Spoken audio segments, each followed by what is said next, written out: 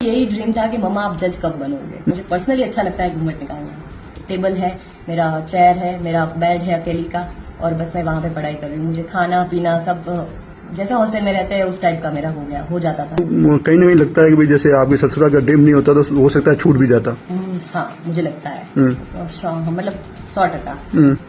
Primary education मेरा सूरत से हुआ है। पापा का बिजनेस था वहाँ पे, और उसके बाद ग्रेजुएशन और LLB मेरी जामनगर से हुई है। उसके बाद में हम जामनगर शिफ्ट हो गए थे। पापा की अभी गवर्नमेंट कंपनी में पापा एज अ मैनेजर है वहाँ पे। और बाद में मेरी जो ये BCom के बाद मेरी प्रिपरेशन चालू हो गई थी ये LLB के लिए। LLB मैंने किया और LLB के दौरान ही मैं जुडिशरी के लिए भी प्रिपरेशन कर रही। तो मेरे लिए एक टर्निंग पॉइंट था।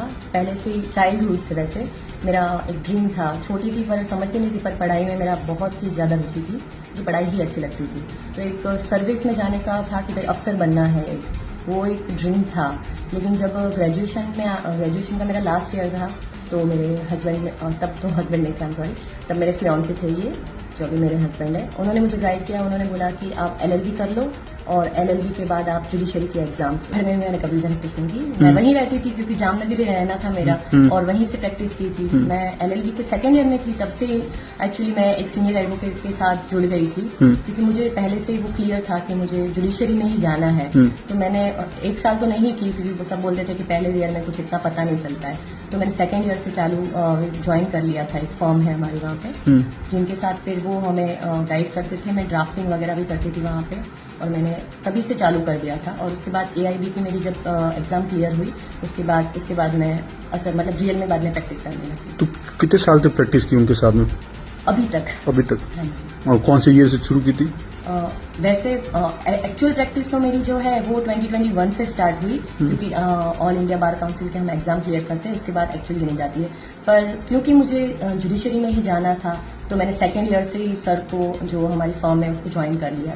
2022 से प्रिपरेशन कर रही हूँ। इसमें 2022 में भी दिया था मैंने, फिर 2023 में भी दिया है, और इस बार दिया। अच्छा, तीसरा अटेम्प्ट? यस। तो तीसरे अटेम्प्ट, उससे पहले भी आपने इंटरव्यू तक पहुंचे थे या फिर नहीं? हाँ, मैं फर्स्ट अटेम्प्ट में पहुंची थी इंटरव्यू तक। सेकेंड अटेम्प्ट में फिर मेरा मेंस में नहीं हुआ था, और अभी अच्छा, करीबन 6 से 7 साल हो गए। तो 7 साल में किस तरीके से आपने मैनेज किया, शादी के साथ साथ पढ़ाई करना, घर का काम करना, बच्चों को संभालना? हाँ, एक्चुअली इसमें मेरा अकेली का रोल नहीं था, मेरी पूरी फैमिली का रोल था, क्योंकि फैमिली पूरी सपोर्टिव थी।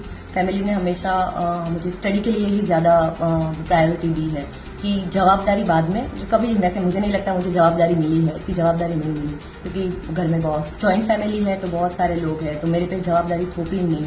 मुझे यही बोला है कि आप पढ़ाई पहले करो, और इनकेस अगर आपको टाइम मिलता है तो आप हमारी जो भी अपने समाज की फंक्शन वगैरह है वो सब अटेंड करो, या समाज का जो भी कार्य है हमारे घर पे जब वो करो। तो मैं कर लेती थी, मुझे इतना वो नहीं लगता था, क्योंकि प्रैक्टिस भी हमारे लिए वहाँ पे जरूरी है। तो मैं प्रैक्टिस के दौरान वहाँ रहती थी। जैसे मैं 3-4 महीने वहीं रह ली, फिर मैंने 2 महीने वापस यहाँ रह लेती थी।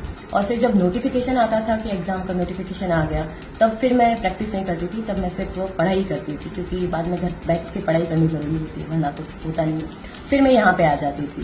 जैसे कि फिर अभी हम बाड़मेर रहते हैं, तो फिर मैं यहीं पे बाड़मेर रह के पूरा दिन मैं मैंने एक रूम सेटअप करके रखा है, छोटा सा रूम है, जहाँ पे मैं एज ए पीजी में कैसे रहते हैं, मैं वैसे ही रहती थी, कि भाई मैं वहाँ पे पढ़ रही हूँ। सिर्फ मेरा टेबल है, मेरा चेयर है, मेरा बेड है अकेली का, और बस मैं वहाँ पे पढ़ाई कर रही हूँ। मुझे खाना पीना सब जैसे हॉस्टल में रहते हैं उस टाइप का मेरा हो जाता था। जब भी नोटिफिकेशन आता था मैं उस टाइप से रहती थी। जब तो एग्जाम का नोटिफिकेशन आ गया, उसके बाद फिर एग्जाम खत्म या फिर नहीं हुआ, तो उसके बाद फिर मैं वापस मेरा घर काम चालू कर देती थी, और जो भी है घर में हाथ बटाना वगैरह, और वापस वहां पे जाती थी जामनगर, और मेरा प्रैक्टिस का चालू हो जाता था।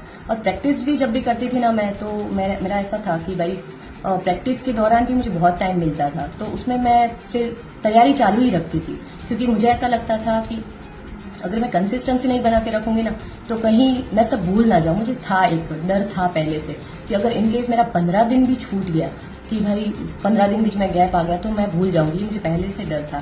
ससुराल में सिर्फ शादी करके आई, मैं सिर्फ 8 दिन रुकी थी, फिर मैं चली गई थी, क्योंकि मेरे एग्जाम थी। और ऑलमोस्ट मैं तब तो मैं वहीं पे रही थी, क्योंकि मेरी LLB चालू थी, तो 2 साल तो फिर मैं वहीं पे रही थी। फिर यहाँ वैसे कम आती थी, लेकिन आती थी तब प्रिपरेशन के लिए मोस्टली आती थी।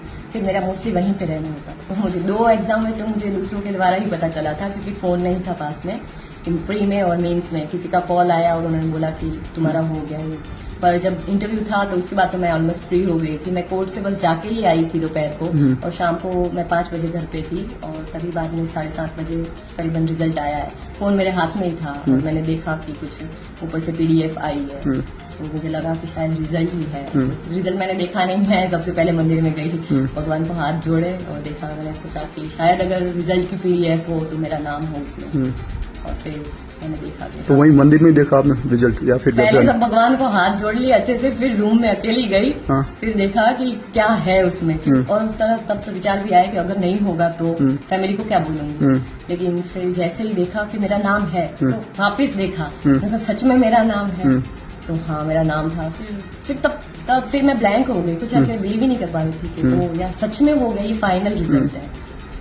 तो सबसे पहले किसको बताया आपने? सबसे पहले मैंने पापा को बताया।